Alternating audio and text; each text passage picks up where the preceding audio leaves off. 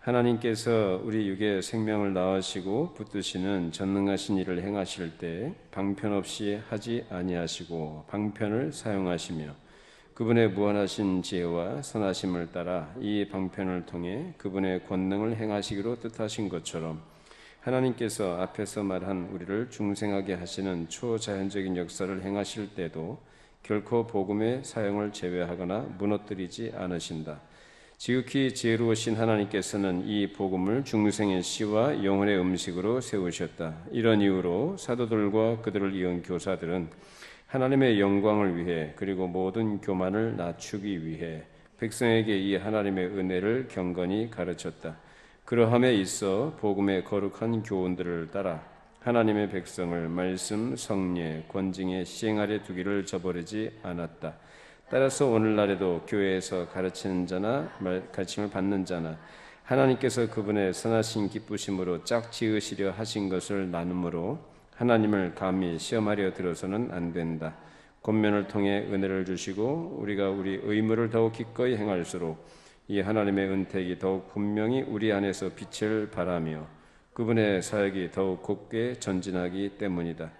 방편들과 방편들의 구원하는 열매와 효과로 인하여 모든 영광이 오직 하나님께만 영원 세세토록 있을지어다. 아멘. 자, 은혜의 방편인데요.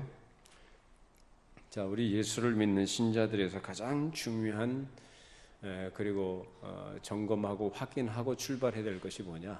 바로 중생이라는 것이죠. 거듭남. 거듭남은 누구의 사역이라고 했습니까? 거듭남은 전적인 하나님의 주권적인 사역이라고 우리는 그동안 배웠습니다.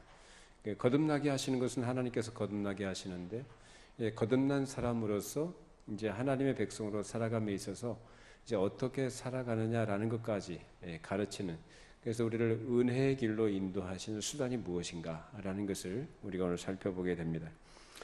이 중생이라는 것은 우리 인간의 이성, 우리 합리적인 사고로는 이해가 안 되는 초자연적인 하나님의 역사입니다.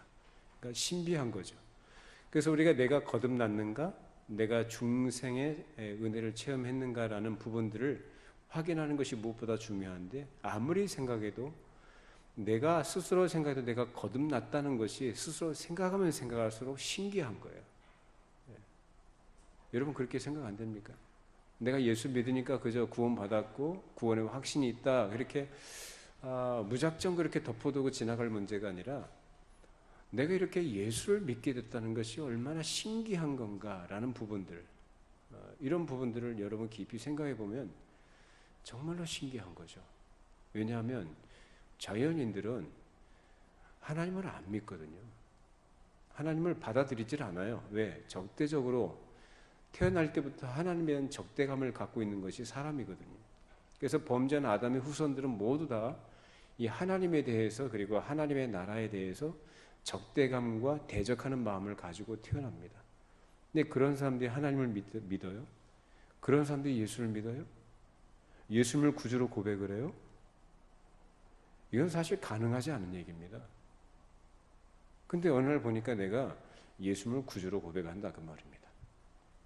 내가 예수를 믿는다고 고백을 해요. 그리고 그 부분은 어떠한 것으로 나에게 제시를 하고 어떤 위협을 한다든지 유혹을 할지라도 도무지 양보할 수 없는 가치죠. 양보가 안 되는 거예요. 왜? 그것이 진짜이기 때문에, 그것이 생명이라는 것이 절대적인 것이라는 걸 알기 때문에 양보가 안 됩니다. 그래서 정말 여러분들이 거듭나셨다, 즉 중생의 은혜가 있는가 라는 부분들을 생각해 볼 때, 내가 이러했기 때문에 중생했다라든지 내가 이런 체험을 했기 때문에 중생이 아니라, 내가 어느 날 보니까 내가 예수를 주로 내 마음으로부터, 그러니까 지식적으로 알아서 또 누구에 의해서 가르침을 받아서 내가 고백하는 게 아니라, 내가 영적으로 내 영혼이 하나님 앞에 그렇게 진실하게 그 고백할 수 있는 그 심령의 상태가, 그런 부분들이 있어야 된단 말이에요. 그래서 내가 거듭났는가라는 부분을 확인하면서 거듭난 사람으로서 이제 중생한 하나님의 백성으로 살아갈 때 그런 부분을 나중에 고백하게 되면서 내가 거듭났구나라는 것으로 확인되는 것이지, 내가 스스로 어떻게 했기 때문에 내가 거듭났다, 내가 언제 거듭났다, 이런 부분은 사실상 우리가 알 수 없는 부분이에요. 왜? 신비이기 때문에. 그러니까 뭐 어떤 이단들은 그런 얘기 한다죠.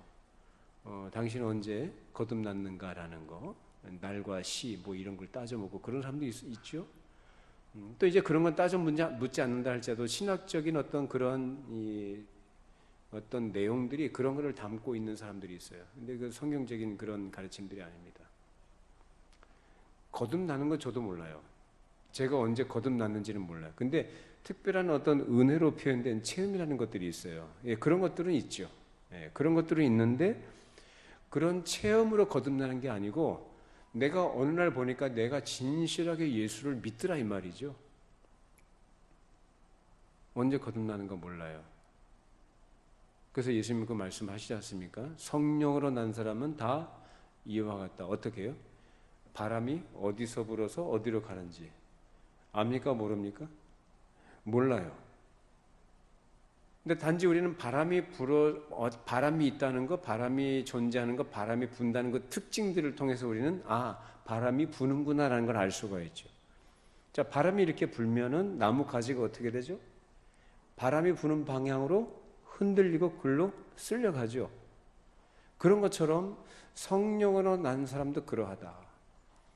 성령에 의해서 거듭난 사람들은 그런 특징들이 있다는 거예요. 성령의 어떤 이끌리심을 받는 것, 또 성령으로 중생된 사람의 특징들이 나타난다는 것을 예수님이 말씀하셨어요. 자, 그러면 예수님께서는 이 중생이라는 것, 거듭나는 것 뭘로 말씀하셨는가? 자, 요한복음 우리 3장 5절 찾아보시죠. 하나님께서 우리를 거듭나게 하시는 수단이 뭔가? 자, 요한복음 3장 5절.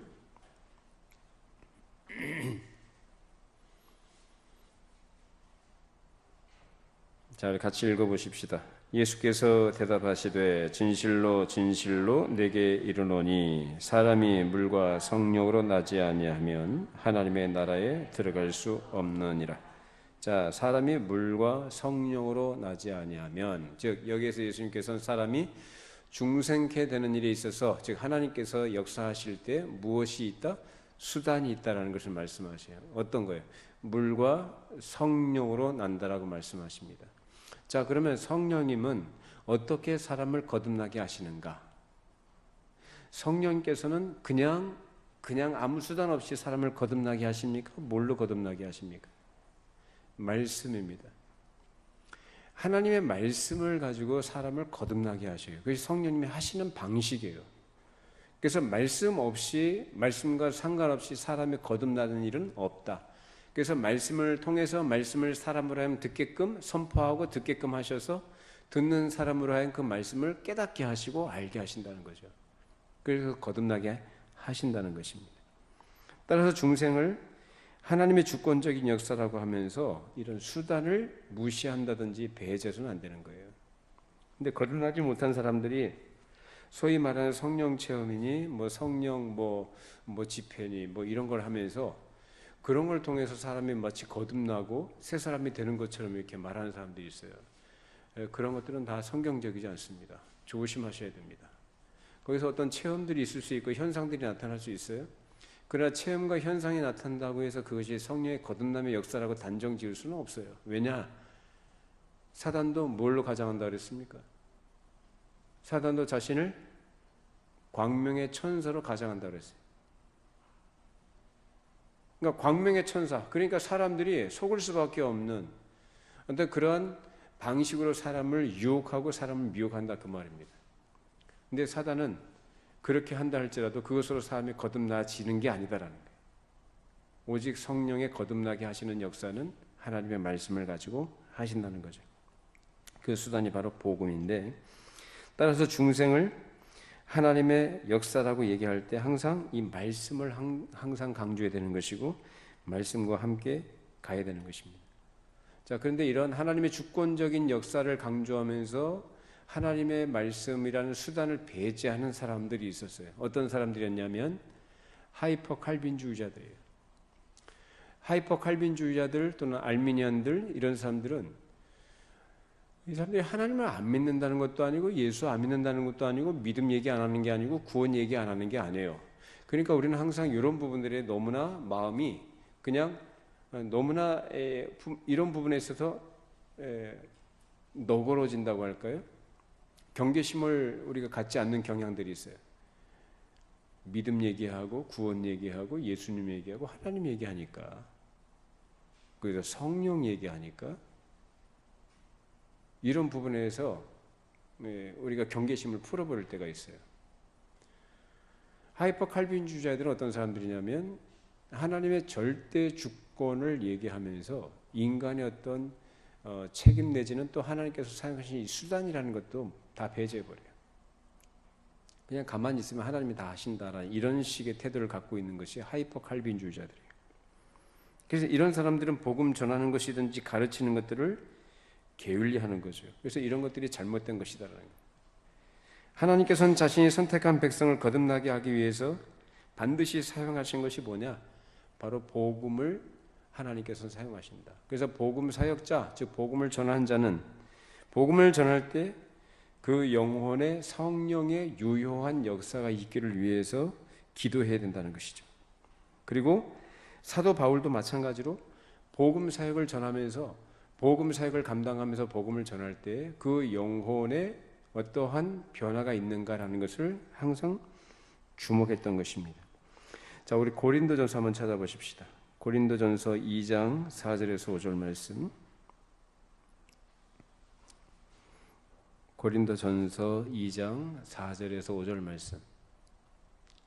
자, 찾으셨으면은 우리 같이 함께 읽어보십시다. 고린도전서 2장 4절 5절 말씀. 내 말과 내 전도함이 설득력 있는 지혜의 말로 하지 아니하고 다만 성령의 나타나심과 능력으로 하여 너희 믿음이 사람의 지혜에 있지 아니하고 다만 하나님의 능력에 있게 하려 하였노라. 자, 사도 바울이 복음을 전할 때 자기가 어떤 설득력 있는 어떤 논리, 어떤 인간의 합리적인 사고를 가지고 하는 것이 아니고 오직 성령의 나타나심과 능력으로 해요. 그러니까 사람의 지혜나 사람의 말의 지혜로 하는 것이 아니라 무엇의 능력으로? 성령의 능력으로서 이러한 유효한 역사가 나타나기를 기대했던 것이다라는 거예요. 사도 바울이 복음을 전하면서 강조했던 것은 항상 그 복음의 어떤 사역에 하나님께서 함께 하시는 그런 능력, 그리고 더불어서 성령께서 역사하실 것을 기대하면서 그 사역을 감당했던 것을 갈라디아서 말하고 있어요. 자, 갈라디아서 4장 19절 말씀 읽어보시죠. 자, 고린도 전후 뒤에 갈라디아서입니다. 갈라디아서 4장 19절.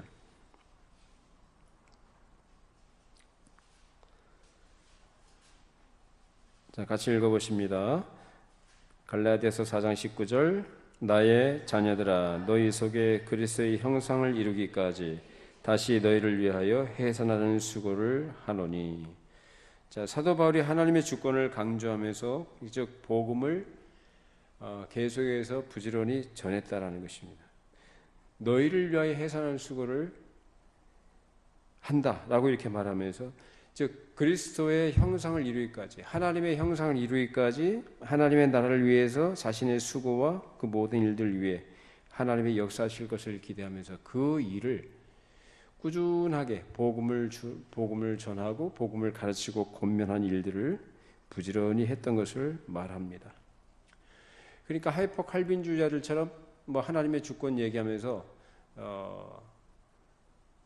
복음을 강조하지 않고 복음을 제대로 전하지 않는 것이 아니라 복음을 늘 일관되게, 복음을 진실하게, 가감없이 복음을 전하는 것을 그 일을 수고를 아끼지 않았다라고 얘기합니다. 자, 고린도전서로 다시 넘기셔서 4장 15절로 한번 보십시다.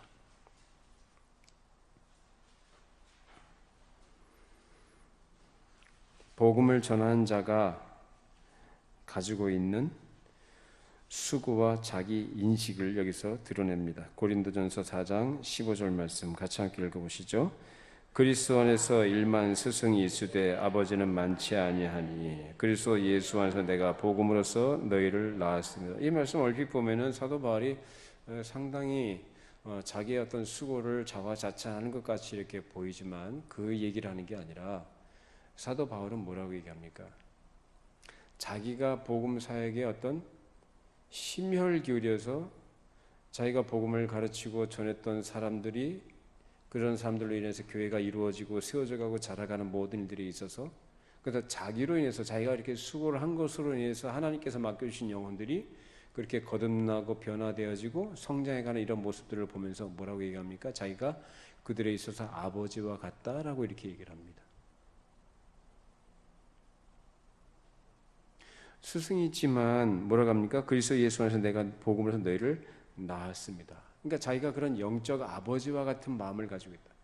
물론 사도 바울의 아버지란 얘기는 아니에요. 지금 바울이 갖고 있는 마음의 어떤 심정을 아시겠습니까? 부모가 자기 자식을 낳으면 그 자식을 어떻게 생각을 합니까? 어떻게 양육을 합니까? 지극정성으로 생각하고 아끼고 자식들을 자기 몸처럼 아끼면서 그렇게 양육을 해나가죠. 그런 것처럼 사도 바울이 복음을 가르칠 뿐만 아니라 그 가르친 차가운 지식을 전하는데 그 일을 다하는 게 아니라 온 마음을 다해서 그 영혼이 하나님의 말씀으로 변화되어지고 온전한 믿음의 사람으로 자라가는 일에 그 해산한 수고를 다한다고 말하기도 하고 자기가 아버지와 같다라고 이렇게 얘기를 합니다. 그런 마음을 가지고 복음을 전했다는 것을 얘기합니다. 즉 무슨 얘기냐면 복음 사역이 단순히 어떤 종교적인 어떤 의식이라든지 종교적인 책임이라는 차원의 문제가 아니라 이것은 생명을 다루는 문제로서 사역자들은 그 일을 그렇게 수고를 감당하고 그 일에 하나님께서 역사하시고 그것을 기뻐하셔서 그 영혼에 은혜를 베푸시고 택하신 백성들로 하여금 깨닫게 하시고 알게 하시고 하나님의 말씀 안에서 믿음의 뿌리를 내리고 자라가도록 그렇게 역사하신다라는 것을 여기서 얘기하고 있는 것이죠. 이처럼 복음은 그리스도 안에 마련된 하나님의 은혜가 어떠한 것인지를 가르쳐 주는데, 따라서 복음을 통해 그리스도를 알고 그리스도 안에 있는 구원의 은덕에 대해서 깨닫게 됩니다. 물론 이러한 깨달음과 가치를 알고 그것을 이해하도록 하시는 분은 성령님이시죠. 그래서 목사가 아무리 말씀을 바르게 전하고 가르쳐도 성령님께서 그 영혼에 역사하지 아니하시면 한국말이니까 들어서 알고 또 합리적인 것, 또 어떤 이론적인 것들, 논리적인 것들에 대해서는 이해력은 있기 때문에 그걸 안다고는 해요. 그런데 복음의 참 가치를 알지는 못합니다. 그냥 들어서 아는 거죠. 들어서 알고 그렇구나 동의까지는 할 수 있지만 그 마음과 영혼의 변화가 일어나지는 않는다. 그래서 정말로 복음 사역의 중요한 것은 뭐냐? 성령께서 역사하셔야 된다는 것입니다. 여러분 모두에게 그런 은혜들이 있기를 바랍니다. 성령님의 역사하심이 있어야 됩니다. 따라서 이러한 성령의 역사로 인해서 그 영혼이 그리스도께로 이제 달려가고 그리스도를 의지하게 되는 거죠. 이게 뭐냐? 바로 회심이라는 것입니다. 그래도 교회를 다니고 예수를 믿는다고 하면서 물론 교회에서도 물론 여러 가지 일도 하실 수 있고 어떤 직분을 맡아서 수고할 수도 있지만 그게 중요한 게 아니고 그 사람이 정말로 복음을 듣고 진실한 깨달음이 있어서 그가 그리스도께로 달려간 사람이냐가 중요합니다. 달려가는 게 뭐냐? 피난처. 그리스도, 예수 그리스도만이 나의 유일한 피난처. 어떤 피난처? 인생고가 너무 힘드니까 그것을 위로해 주신 분으로서 이 피난처가 아니라 영원한 지옥 형벌을 면케해 주신 분으로서 이 피난처. 내 영혼에 참된 자유와 평안을 얻도록 해주시는 피난처. 그 분으로서 그리스도를 의지하고 그분께 절대 순종하는 자로 나가는 거예요. 이것이 바로 회심이다라는 거예요. 이것이 바로 성령님의 역사인 것입니다. 사도 바울이 뭐라고 얘기하냐면은 디모데후서 3장 15절 그것을 가능케 하는 수단이 무엇인가를 가르쳐 줍니다. 디모데후서 3장 15절 말씀.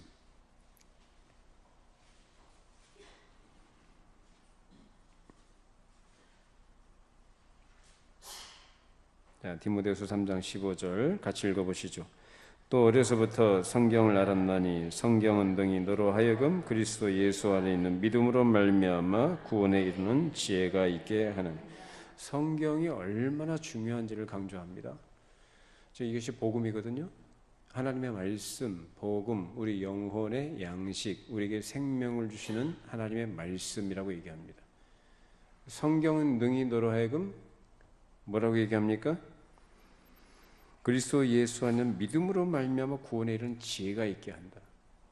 그래서 성경을 통해서 성령께서 그 사람의 영혼을 깨닫게 하시고, 성경을 통해서 하나님의 은혜가 무엇인지, 우리를 구원하신 하나님의 수단이 무엇인지, 어떻게 우리를 향하신 계획의 구원의 은혜가 무엇인지, 목적이 무엇인지를 알도록 하신다는 거예요. 그래서 성경 말씀은 하나님께서 택하신 백성들을 건져내시는, 즉 구원에 이르도록 하시는 유일한 방편인 줄로 믿습니다. 그래서 성경 이외에 다른 길이 없다라는 거예요. 그래서 성경은 그만큼 우리에게 절대적으로 중요한 겁니다. 그래서 여러분 날마다 성경을 가까이 하시고 성경에서 지혜를 얻으시기를 바랍니다. 근데 여러분 성경에서 다른 거 얻으려고 하지 마세요. 우리가 예수를 믿고 신앙생활 하는데 예수를 믿는다는 것, 우리가 신앙생활 한다는 건 다른 게 아니고 성경에 근거해서 성경의 가르침을 따라가는 것을 말합니다. 그러니까 예수 믿는다고 하면 자꾸 엉뚱한 거 구하고 엉뚱한 것을 기대하고 성경이 말하지 않은 것들을 자꾸 성경이 말하는 것처럼 자기가 오해를 하고 그런 것들을 자꾸 추구해 나간다면 그것은 성경적인 신앙생활을 할 수 없어요. 좀 그래 안타깝게도 그런 분들이 적지 않습니다. 나름 열정도 있고 또 열심도 있고 그러합니다마는 분명히 성경이 가르치는 것은 우리로 하여금 구원에 이르는 지혜가 있게 하고 그 지혜에서 자라가도록 하는 그는 하나님께서 우리에게 주신 은혜의 수단이거든요. 그게 아니고 내가 좋아하는 것을 이제 편식하는 거예요. 편식.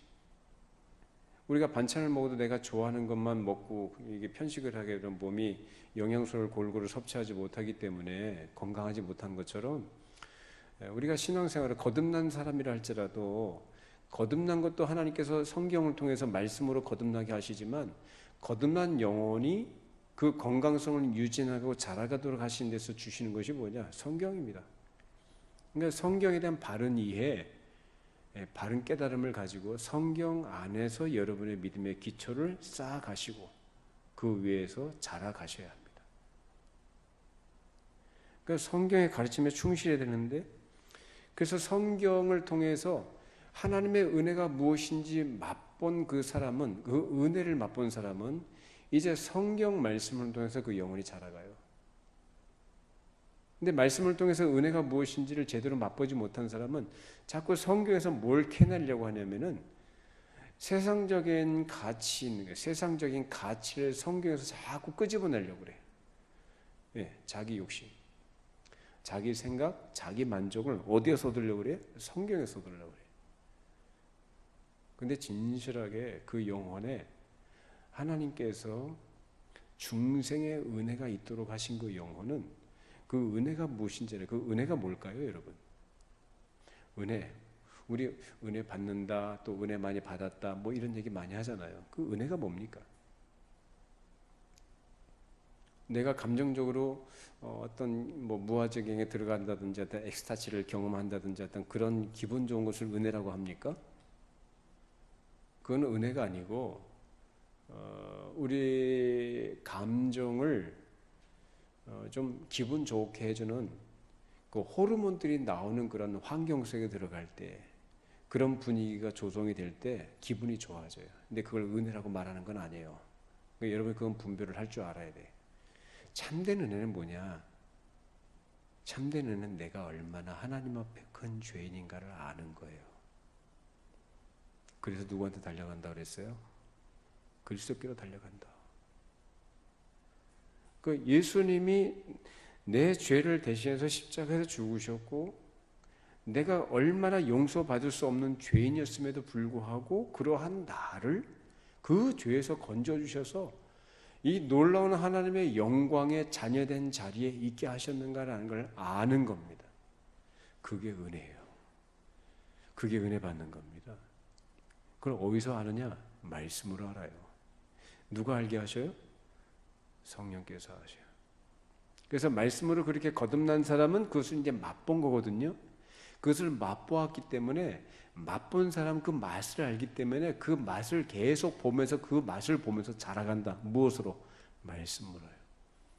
그래서 그런 분들은 말씀을 들을 때요, 성경에 말하지 않는, 즉 사람의 어떤 욕심과 어떤 사람의 감정을 자극하는 그런 것들을 이제 들을 때는 상당히 마음이 어두워지고 불쾌해져요. 기분이 나빠요. 답답해지고 영적으로. 근데 순전한 복음을 들을 때는 하나님의 주권과 하나님의 은혜와 하나님의 사랑, 또 하나님의 하나님 되심에 대한, 또 하나님의 영광과 관련된 거룩한 뜻에 관한 말씀을 들을 때는 그 영혼이 굉장히 즐거워져요. 거기서 영혼의 참된 기쁨을 드립니다. 그것이 거듭난 사람들의 특징들이에요. 그렇지 않으면은 이런 것보다는 이제 현실적인 세상의 문제, 그리고 자기가 원하는 것, 또 자기가 인간적으로 기대하는 것들을 이제 추구해 나가고 그런 것들을 충족시켜 줄 만한 그런 것들을 들으면 그런 것들을 좋아하고 그런 걸 따라가게 됩니다. 그런 사람들에게 필요한 게 뭐냐? 거듭남의 은혜입니다. 그래서 사람이 거듭나지 않으면, 신앙생활 해도요, 거듭나지 않으면, 물론 그것이 이제 거듭나게 하시는 때가 있겠죠. 하나님의 택한 백성이라면 거듭나게 하시는 때가 있겠지만, 그렇지 않은 상태에서 자꾸 헛된 것을 추구하는 것처럼, 즉 우물가에 물을 길어 나온 이 여인처럼 자꾸 물을 기르러 오는 거예요. 물을 기르러. 육신의 어떤 갈증을 해결하기 위해서 물을 자꾸 길어서 마셔야 될 거 아닙니까? 자꾸 그런 걸, 세상에 속한 것들, 육신에 속한 것들 계속 추구해 나갑니다. 그 인생의 불행한 겁니다. 전혀 만족을 누릴 수 없습니다. 사람은 거듭나야, 즉 하나님을 만나야 영혼의 만족을 얻습니다. 그리고 평안을 누립니다. 그리고 자유함을 얻습니다. 우리에게 그런 은혜가 늘 더해지기를 바랍니다. 그것을 위해서 하나님께서 우리에게 주신 것이 하나님의 말씀이라는 것입니다. 따라서 그리스도인의 영적 성장에 있어서 하나님의 말씀과 은혜의 수단이 계속적으로 필요하다는 거죠. 자, 우리 아까 찾아보셨던 디모데후서 3장 그 뒤에 17절 읽어보시죠. 17절 말씀, 디모데후서 3장 17절입니다. 이는 하나님의 사람으로 온전하게 하며 모든 선한 일을 행할 능력을 갖추게 하려 함이라. 자, 하나님의 말씀으로 거듭난 영혼이 그 은혜를 맛본 영혼으로서 이제 무엇으로 성장해 나간다는 얘기예요? 하나님의 말씀으로 성장해 나간다는 얘기예요. 왜요? 하나님의 사람으로 어떻게 한다고요? 온전하게 하며, 그리고 모든 선한 일을 행할 능력을 갖추게 하려 함이라. 하나님의 사람으로 온전하게 한다는 건 자라가도록 한다는 것이고, 그로써 뭘 한다고요? 선한 일을 행할 능력을 갖추게 한다.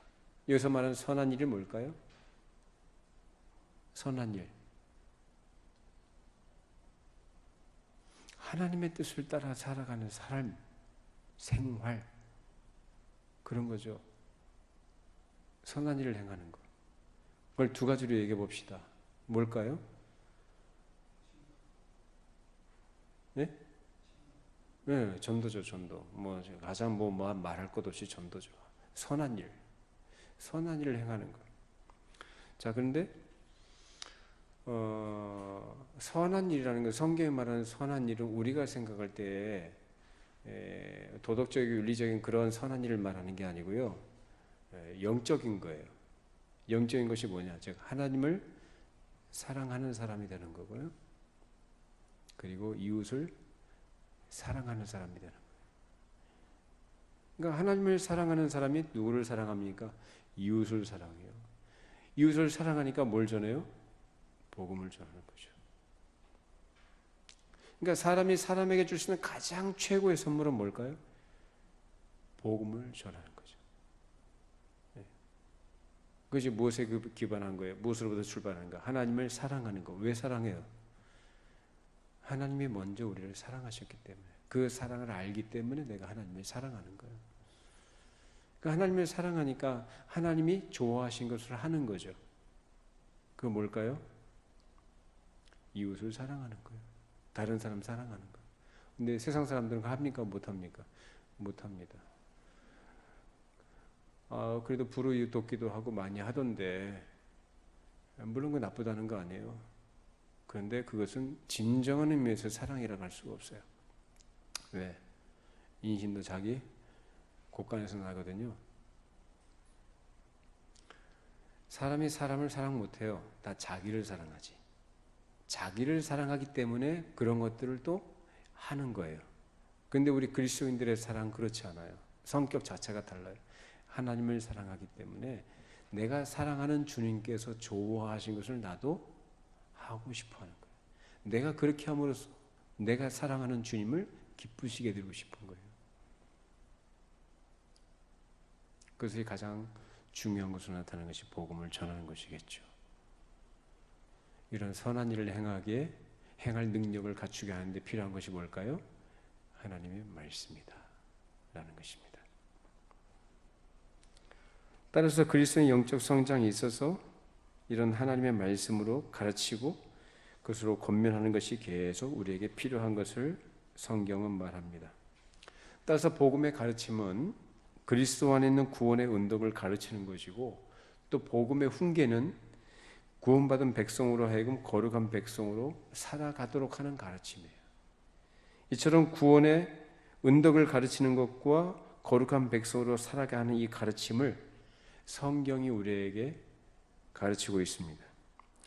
자, 베드로전서를 한번 넘겨보십시다. 베드로전서 1장.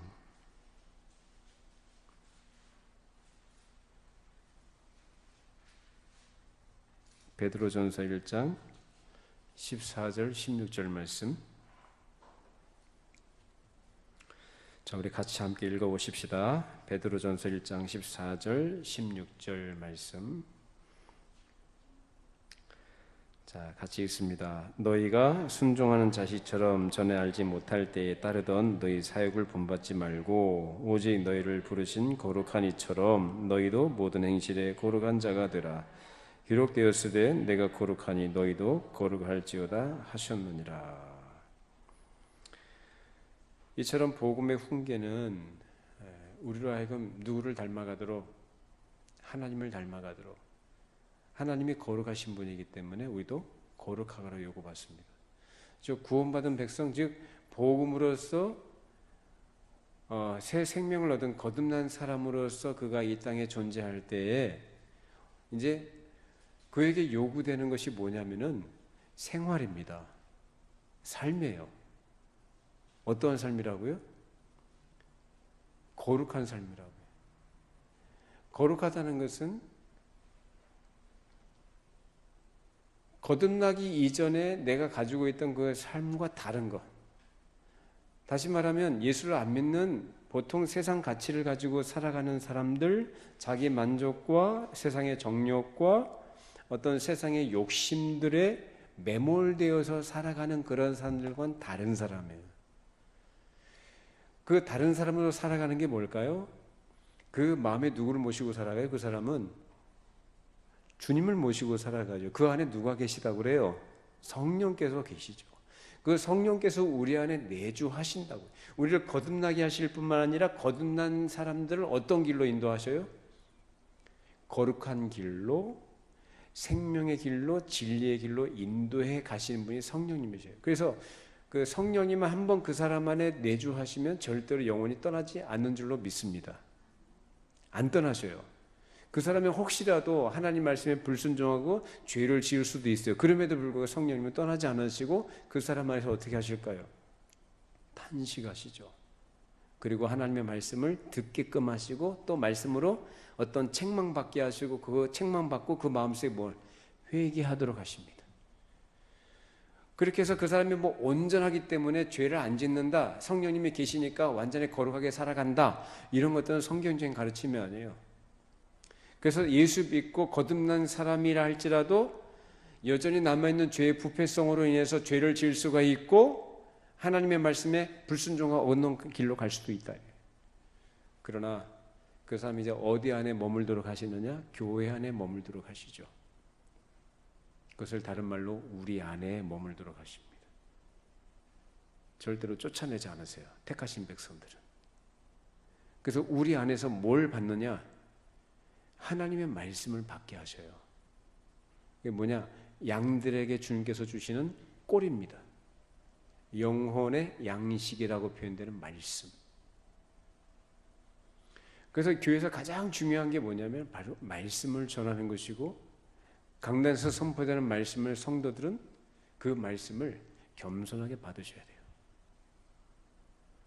그 말씀을 통해서 뭘 깨닫는? 말씀을 듣고 내가 가지고 있던 어떤 기대와 어떤 소원들이 이루어지는 것을 꿈꾸면서 거기에 어떤 확신과 열정을 가지고 힘있고 능력있게 살아가는 것이 말씀이 아니고, 항상 하나님을 의지하는 사람으로 하나님께 모든 소원과 모든 기대를 두고 그 영광을 위해서 살아가고 싶어하는 마음을 가지고 살아가는 거예요. 안 되는 부분 때문에 몸부림을 쳐야 되는 부분들이 있는 것이고, 자기 자신의 연약함과 한계를 절감하면서 하나님의 은혜를 구하는 겸손한 자리로 내려가는 거예요. 이것이 하나님이 원하시는 겁니다. 도무지 인간적인 기대나 어떤 세상의 어떤 속한 그 소원들을 성취하고 그런 것들을 만족시켜주는 일에 기독교 신앙이라는 것이 동원되지 않아야 합니다. 그런 것들이 오히려 다 부정이 되어야 되고 부인되어야 됩니다. 그게 거룩한 거예요. 거룩하다니까 음란한 거 생각 안 하고 음행과 관련 없고 자꾸 이런 쪽으로만 생각하시면 곤란합니다. 그러한 우상숭배적인 자기 만족과 자기 소원을 이루기 위한 어떤 신앙을 수단한다든지 믿음이라는 미명하에서 그런 것들을 얻고자 해 나가는 이런 시도들을 다 그치고 그걸 다 포기하고 내려놓으셔야 돼요. 그리고 철저하게 그리스도를 의지하고 하나님께 자기의 전 인생을 다 맡길 수 있는 것. 어떻게 맡길 수 있습니까? 하나님을 아는 사람이 자기를 맡기죠. 그걸 가르쳐 주는 게 뭐예요? 성경이에요. 말씀. 하나님이 누구시냐? 하나님이 얼마나 우리에 대해서 신실하신 분이시냐? 그리고 하나님께서 우리에 대해서 얼마나 거룩하신 분으로서 우리에게 요구하시는 삶이 무엇인가를 알고 그 삶을 아는 사람으로서 살아가는 애를 써야죠. 몸부림을 쳐야죠. 그 일에 하나님의 은혜를 구하셔야죠. 그게 뭐예요? 하나님의 말씀에서 자라가는 거예요. 어느 누구도 거듭났다고 해서 완전한 인간이 되거나 완전히 거룩해지는 사람은 하나도 없어요. 병아리가 알에서 깨어나면은 아주 약한 병아리, 거기에서 조금씩 자라가죠. 그런 것처럼 조금씩 자라가는 과정에 있고 오랜 시간이 걸리기도 하고요. 결국은 하나님께서 우리에게 가지고 계신 그 계획이 이루어지기까지 하나님께서 우리를 붙드시고 인도하실 것입니다. 그래서 중요한 것이 뭐냐? 말씀이라는 것입니다. 자, 그럼 요한일서 우리 3장 9절 찾아보십시다. 요한일서 3장 9절. 요한일서 3장 9절 찾아주셨으면 우리 같이 함께 읽어보십시다. 하나님께로부터 난 자마다 죄를 짓지 아니하나니 이는 하나님의 씨가 그의 속에 거함이요 그도 범죄하지 못하는 것은 하나님께로부터 났습니다. 자, 하나님께로부터 난 자마다 뭘 짓지 않는다 그래요? 죄를 짓지 않는다. 여기서 말하는 죄는 즉 자연인의 상태에서 지었던 죄가 좋아서 짓고 습관적으로 짓고 의도적으로 악의적으로 계속 짓는 죄를 말합니다. 근데 하나님께로부터 난 자는 그런 죄를 짓지 않아요. 그 죄하고 상관이 없는 사람으로 살아갑니다. 믿으십니까? 근데 우리는 원치 않지만 죄를 지을 때가 있죠. 그런 부분들은 하나님께 회개하셔야 돼요. 그래서 회개하는 게 은혜라는 얘기입니다. 거듭나지 못한 사람들은 이 회개할 마음도 없어요. 회개도 못해요. 그래서 이 복음은 우리에게 거룩한 삶을 추구하게 하고 죄를 죽이도록 요구합니다. 그래서 죄를 죽이는 것은 내 의지와 결단을 가지고 죄를 죽일 수 있지 않아요. 죄를 죽이시는 것은 누가 죽이시는가? 성령님께서 죽이십니다. 그래서 우리는 철저하게 우리 주님께 의존적이고 철저하게 성령님께 의존적인 존재다라는 것을 꼭 기억하셔야 합니다. 이런 것들을 가르치는 것이 뭔가?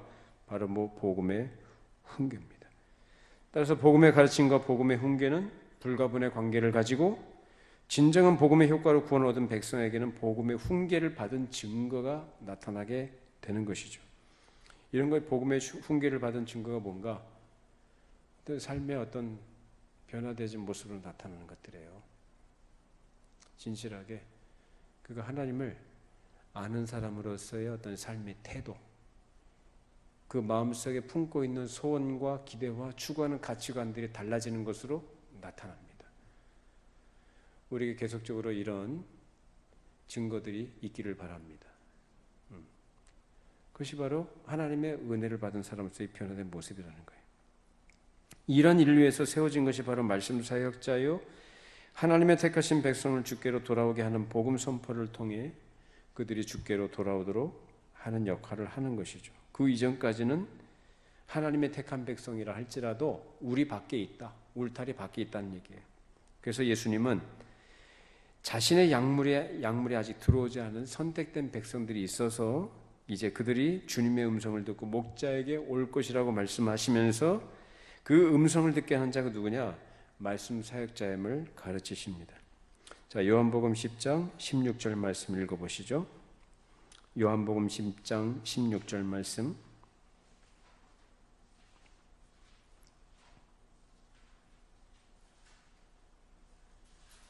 자, 같이 함께 10장 16절 읽어보십니다. 또 이 우리에 들지 아니한 다른 양들이 내게 있어 내가 인도하여야 할 터이니 그들도 내 음성을 듣고 한 무리가 되어 한 목자에게 있으리라. 이 우리에 들지 아니한 다른 양들은 누구를 얘기할까요? 하나님의 택하신 백성들이에요. 아직까지 회심하지 않은, 즉 거듭남의 은혜가 없는 사람들, 그러니까 쭉 다시 말하면 교회 밖에 있든지 눈에 보이는 교회에 있다 할지라도 아직까지 회심하지 못한 사람들이 있거든요. 근데 그런 사람들이 누구 음성을 듣더라고요? 주님의 음성을 듣는다 그래요. 그러면 주님께서 오늘날 주님께서 직접적으로 그들을 부르시는가? 어떻게 부르시죠? 말씀 사역자들을 통해서 부르시죠. 그래서 사도 바울은 이런 복음 사역자를 너희로 하여금 믿게 한 사역자들이다 라고 이렇게 얘기합니다. 자, 고린도전서 3장 5절 7절 읽어보시죠. 자, 고린도전서 3장 5절로 7절 말씀.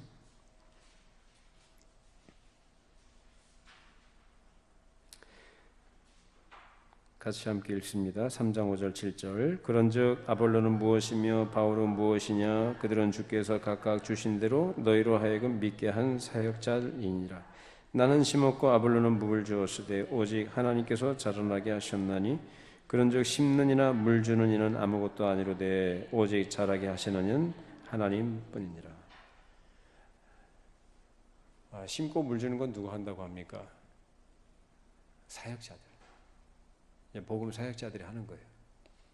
심고 물 주고 심고 물 주고 심고 물 주고. 근데 자라게 하는 건 누가 자라게 하신다? 하나님께서 자라게 하신다. 생명을 주신 이도 하나님이시요 그 주신 생명을 자라게 하시는 것도 하나님이시다. 근데 그 일을 하는 게 누구냐? 심고 물 주는 일 하는 것은 사역자들이다라는 거예요. 그래서 복음을 전하는 일들은 뭐 하는 거냐? 그 사람을 새롭게 거듭나게 하거나 그 사람이 자라가도록 하는 직접적인 역할을 하는 건 아니에요. 하나님께서 하십니다. 역시 사역자나 말씀을 듣는 택함 받은 자들이나 모두 다 어떤 존재들인가? 하나님의 은혜가 필요한 자들이다라는 거예요. 하나님의 은혜로 부름받고 복음을 전하는 입술을 가진 자들은 그 하나님의 말씀을, 은혜의 말씀을 고루 가감 없이 순전하게 전해야 될 것이고, 그리고 그 역할을 성령님께 의탁을 하고 성령님의 유효한 역사로 일하실 것을 기대하면서 간구하면서 그 일을 하는 것이고, 또 그 맡겨주신 영혼들을 자라게 하시는 건 또 하나님께서 하신다는 것입니다. 이처럼 부름을 받은 사역자들은 이를 위해서 성실과 열심을 다해 수고해야 되는 것이고, 그들의 수고와 열심 위에 성령께서 역사하셔서 하나님의 나라가 더욱더 진전돼 나간다는 것입니다. 이렇게 선택된 백성을 구원하심에 있어서 복음 전도의 수단을 사용하시는 것은 바로 하나님의 지혜다라는 거죠. 그래서 복음이 전파될 때 교만한 사람들은 하나님의 말씀을 받지 않아요. 그래서 하나님께서 그 마음속에 감화하시고 역사하셔서 복음을 이해하고 알아듣고 깨닫게 하신 분들이 누구냐? 하나님이 택하시고 부르실 때가 돼서 그 마음을 여신 자들, 그런 사람들은 하나님의 말씀을 들어요. 그래서 하나님의 말씀을 듣고 돌아오게 됩니다. 그런데 교만한 자들은 이 복음을 계속해서 거부하거나 어리석은 것으로 치부해버립니다. 그리고 자신의 이성적인 판단으로 복음을 거부하고 그것을 적대시합니다. 그리고 이런 사람들은 공통적인 특징이 어떤 특징을 나타내게 되냐면 기적과 표적들, 어떤 나타나는 현상들, 이런 것들을 가지고 소위 말하는 신앙을 갖고자 하는 자들이에요. 이런 사람들은 하나님의 말씀, 즉 구원의 복음을 어리석은 것으로 여겨요. 표적과 기적과 나타났던 현상들을 중요한 어떤 하나의 근거와 증거로 삼기를 좋아합니다. 이런 사람들은 결국 하나님 말씀을 무시합니다. 말씀 무시하기 때문에 말씀으로 인한 그들의 감화와 역사가 이들에게 일어나지 않아요. 그러나 하나님께서 택하신 백성들은 어떻게 해요?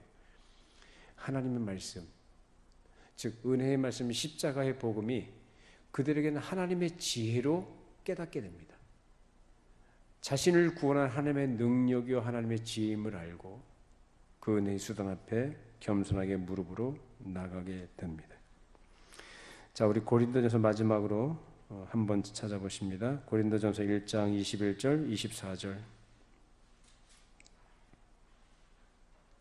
고린도전서 1장 21절 24절입니다. 같이 읽어보십니다. 하나님의 지혜에 있어서는 이 세상이 자기 지혜로 하나님을 알지 못하므로 하나님께서 전도에 미련한 것으로 믿는 자들을 구원하시기를 기뻐하셨도다. 유대인은 표적을 구하고 헬라인은 지혜를 찾으나 우리는 십자가에 못 박힌 그리스도를 전하니 유대인에게는 거리끼는 것이요 이방인은 미련한 것이요되 오직 부르심을 받은 자들에는 유대인이나 헬라인이나 그리스도는 하나님의 능력이요 하나님의 지혜니라. 왜 이럴까요? 왜 이럴까요? 왜 하나님께서는 굳이 전도에 미련한 것으로 표현된 이 복음 전파, 복음을 수단으로 해서 사람들을 구원하시길 기뻐하실까? 여기서 말하는 복음은 뭡니까? 십자가입니다. 이 십자가가 오늘날 우리는 이해를 합니다만 그 당시로서는 정말 미련한 거예요. 오늘날도 뭐 이해한다고는 하지만 사실 사람들이 볼 때는, 교만한 자들이 볼 때는 참 어리석은 것이죠. 왜? 십자가에 달린 예수가 당신들을 위해서 십자가에서 죽으셨다, 죽음에서 부활하셨다는 사실을 믿으면 구원받는다. 어리석게 보이죠. 세상에 지혜 있는 사람들에게는. 그런 엉터리가 어디 있는가. 사람이 애쓰고 노력하고 선을 행하고 공로를 쌓아야 되는 거 아니냐. 그나마 종교적인 의식을 갖고 있다면 그렇게들 얘기합니다만 예수님 당시나 초대교회 당시에 이 십자가는 수치와 능력의 상징이었어요. 어떻게 이단의 교수라고 하는 하나님께 저주받은 자가 매달려 죽은, 십자가에 달려 죽은 예수가 당신들의 메시아 구원자라고 얘기하는, 어떻게 그를 믿어야 구원받는다고 얘기하느냐. 도저히 납득이 안 되는 거예요.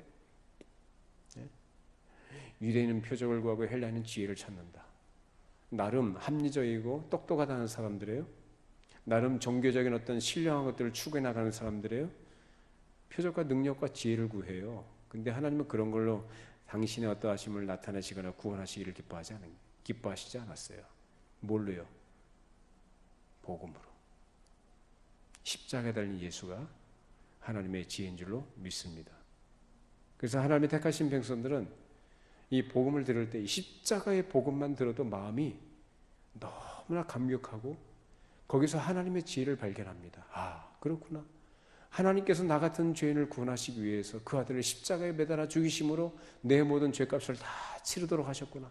이 얼마나 놀라운 하나님의 사랑인가, 얼마나 놀라운 하나님의 지혜인가, 얼마나 놀라운 하나님의 크신 은혜인가라는 것을 절절하게 깨닫게 됩니다. 그래서 거기서 하나님께 어떻게 해요? 감사하죠. 감사. 그리고 겸손합니다. 왜? 나 같은 죄인으로 표현된 자기 자랑이 없어지는 거예요. 자기 자랑. 하나님이 왜 십자가로 우리를 구원하셨나? 우리를 자랑하지 못하게 하려 하십니다라는 거예요.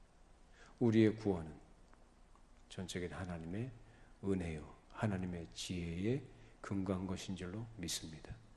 우리는 아무것도 자랑할 거 없어요. 오직 하나님의 지혜인 복음만 자랑하시고 예수님만 자랑하시고 하나님의 은혜만을 찬양하시기를 바랍니다. 그것이 우리가 이 땅에 사는 동안 해야 될 일이고 그 일을 통해서 하나님은 영광을 받으십니다. 기도하시겠습니다. 걸어가신 하나님 아버지,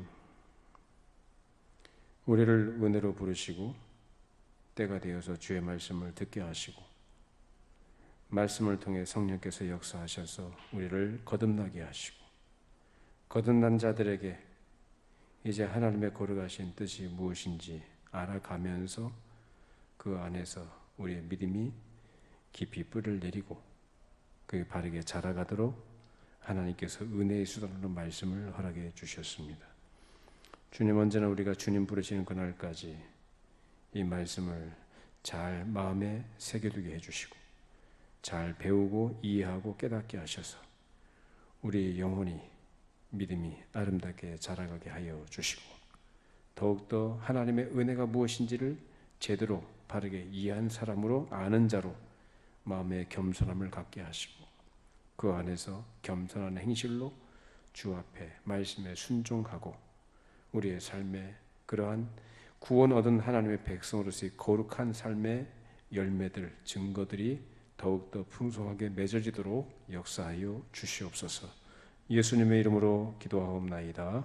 아멘.